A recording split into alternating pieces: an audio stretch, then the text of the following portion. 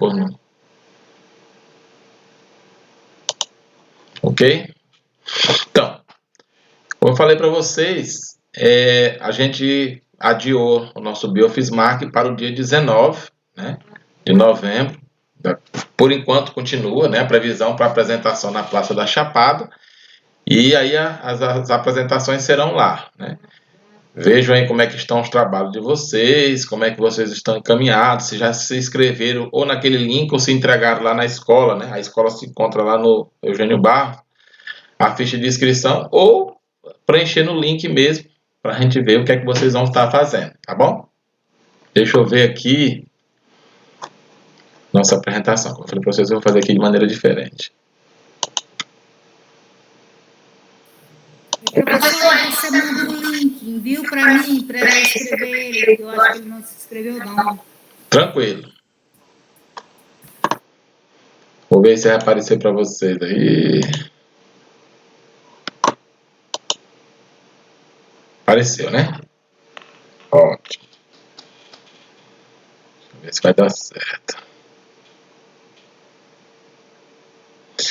Então, eu fiz aqui uma apresentação de uma maneira diferente, porque eu estava querendo que eu ficasse olhando aqui a tela e também ficasse gravando a tela com o Alessandro e a Adelane, fazendo a sinalização também para que possa essa gravação ser assistida para pessoas que também têm a mesma deficiência do Alessandro auditivo. Fica mais interessante, né? A sinalização nessa apresentação. Então vamos lá para a nossa aula de hoje. Então a gente vai falando das consequências dos postulados da relatividade. A gente já falou anteriormente sobre esses dois postulados. A gente não vai falar hoje sobre energia relativística, a gente vai falar sobre a dilatação do tempo e a contração do espaço, certo? Então, na relatividade restrita, o espaço ele não é absoluto, a gente já falou sobre isso, né? E como nós estamos falando do movimento acima da velocidade, ou a próxima velocidade da luz, então o espaço ele vai mudar, por assim dizer. Será relativístico de acordo com o observador, né? Então, nós temos aqui as equações, né, que mostram exatamente esse comportamento. Então, nós temos aqui a contração do espaço para um movimento na mesma direção, né, claro, à medida que o corpo aqui se move na velocidade próxima da luz, então, no sentido do movimento, esse comprimento, né, esse tamanho do objeto, ele será encolhido no sentido do movimento, tá bom, pessoal? Isso aqui é um detalhe importante. Então, eu boto aqui uma barra de comprimento L0, né? L0 é quando ela possui uma velocidade, vamos supor, é o comprimento dela medido no repouso, por assim dizer. Ou seja, ela está lá, aqui na Terra, a gente mede esse tamanho da barra e depois bota a barra para se mover numa velocidade específica. Então, de acordo com o movimento, então esse comprimento, né, aí você vai ter esse coeficiente aqui, que é o chamado coeficiente relativista, que é uma constante, onde você tem a raiz quadrada de 1 menos a divisão do quadrado da velocidade pela velocidade da luz no vácuo, né? Então, essa divisão aqui vai dar um valor próximo de 1, então essa diferença aqui vai me dar o valor relativístico, ou seja, o quanto ela vai mudar no sentido do movimento. Então, no repouso ela tem esse comprimento aqui, ela se move, ela será encolhida, certo? Esse é o detalhe com relação à relatividade do comprimento, né? No caso, a contração do espaço. No tempo, já acontece o inverso, acontece a dilatação do tempo.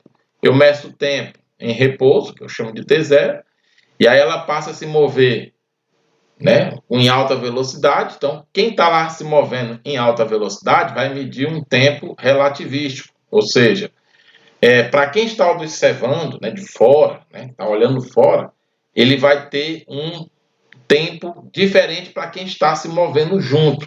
Então, para quem está se movendo junto, eu vou chamar de tempo próprio, né? É o tempo que ele está se movendo junto. Ele tem um tempo próprio e o tempo relativístico é daquele que está vendo o movimento, né? Que é diferente, ó.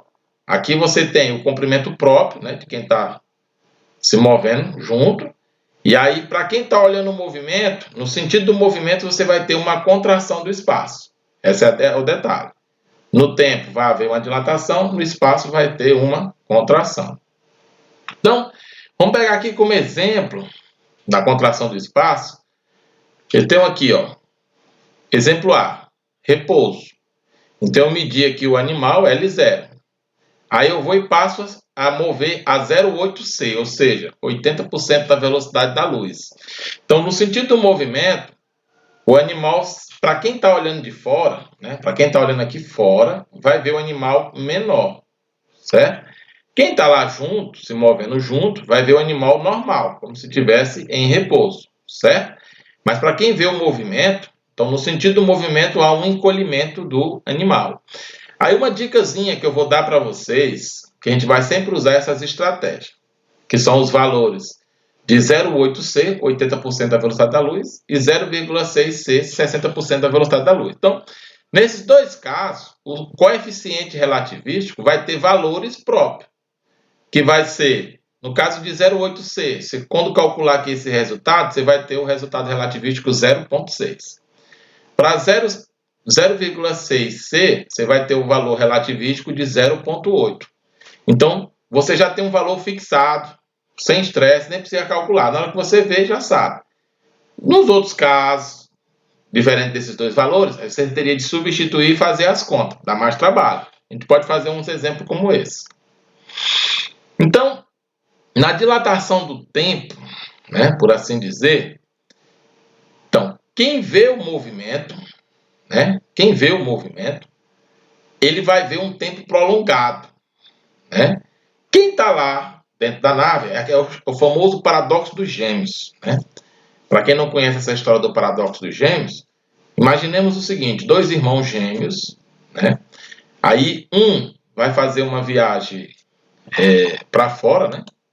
Um vai fazer uma viagem para fora do espaço, né? E o outro fica na Terra. Então, o que ficou na Terra vai ver ele se afastando, se movendo. Então, ele está se movendo. Então, nesse movimento que ele está lá se afastando, para ele o tempo passa mais devagar, né? Para quem está dentro lá, o tempo para ele passa mais devagar. Então, enquanto o irmão que está se movendo passou 20 anos, né, de viagem, para ele lá passou-se 20 anos. Para quem estava fora, né, olhando esse observador que estava se movendo, para quem estava fora, no caso o irmão dele que ficou na Terra, sabe do movimento dele, certo? Sabe que ele se afastou.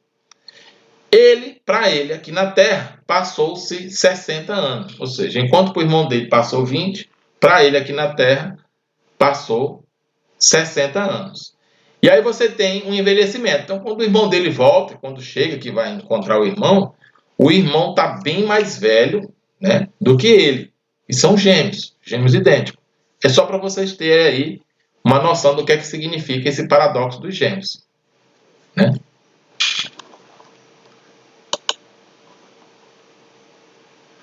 Então, a gente vai fazer aqui algumas questões sobre a relatividade. Então, primeiro vamos falar um pouco das teorias, do que a gente já viu, né, anteriormente. Hoje nós só falamos dos dois tópicos: contração do espaço, dilatação do tempo, certo? Então, em relação a essas teorias, porque a gente já tinha visto os postulados anteriormente, em relação às teorias da relatividade restrita e geral, que a gente não vai trabalhar os conceitos gerais, certo? Mas a gente sabe que o geral está relativo ao quê? À gravidade. E o restrito está relativo ao referencial inercial. Então, aqui é só para você procurar aqui o que está correto. Então, vamos lá. Vamos analisar cada um. Eu já tenho aí marcado a resposta certa, mas vamos analisar cada um, certo? Então, a teoria da relatividade restrita estuda os fenômenos em relação a referenciais não inerciais. Na realidade, é o contrário, é referenciais inerciais, certo? Os não inerciais é a geral, beleza? A teoria da relatividade geral é uma segunda teoria feita por Einstein, no qual os erros em relação à teoria da relatividade restrita foram corrigidos. Não há erro na teoria da relatividade restrita. Pelo contrário, a geral foi se ampliar os conceitos da teoria da relatividade em si, porque ela não abrangia os referenciais não inerciais, que é o que envolvia acelerações. Então, com a geral, passou a envolver os conceitos da aceleração da gravidade ou da aceleração de um modo geral, certo? Então, os não inerciais. Letra C, que é a verdadeira. A teoria da relatividade geral aborda fenômenos do ponto de vista não inercial, que é o que eu falei para vocês. Isso aqui é verdade, certo? Foi só isso que a geral trouxe em relação à restrita, que não trazia. A restrita era específica aos referenciais inerciais. Mas não tinha nada de erro, não, tá bom? D. Ambas as teorias foram desenvolvidas na segunda metade do século XIX. Na realidade, é o contrário, foram bem próximos, lá no início do século, certo? Então, não tem nada a ver com negócio de história de metade, né? É tanto que de uma para outra, uma em 1905 e a outra em 1915, só foram 10 anos, só para eles formular os cálculos.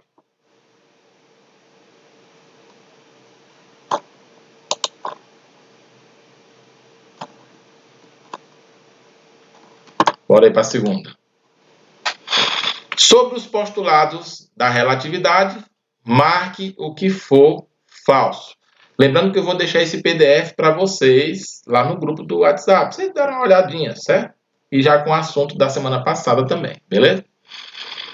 Sobre os postulados da relatividade, marque o que for falso. Aqui eles querem o que for falso, certo? Então você vai ter várias opções verdadeiras, que é a tendência natural da gente a marcar o que é verdade, termina te marcando errado, certo?